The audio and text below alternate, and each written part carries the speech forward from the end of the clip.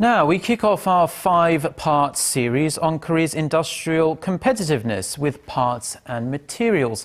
The sector, which used to depend heavily on imports, is now leading the nation's exports, thanks to active corporate investment and government support. Our Hwang Ji-hye looks at the sector's prospects and the challenges that remain. This Korean semiconductor packaging company has recently found a way to make the world's thinnest chip. Normally, companies produce 1 millimeter thick semiconductors, but we're able to produce them with a thickness of half of that. We are ahead of every other company. Until around 10 years ago, Korean companies hardly reported any breakthrough in the manufacturing of parts and materials, but it's a different story these days.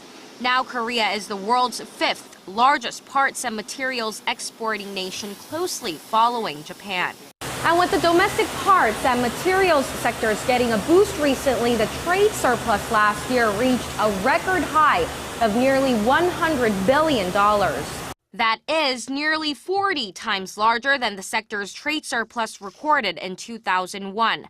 Exports of parts and materials currently take up almost half of the nation's overall exports. Experts say the improving competitive edge of Korea's finished goods are also helping the parts and materials sectors.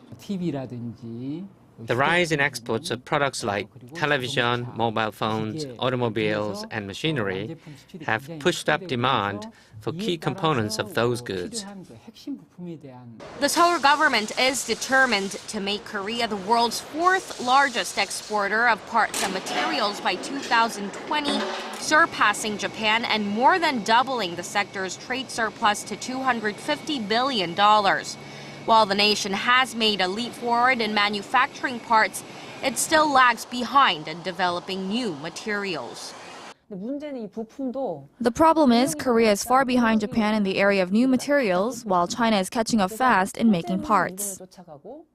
To narrow the gap with Japan, the government has promised to pour $280 million into the local industry every year until 2025.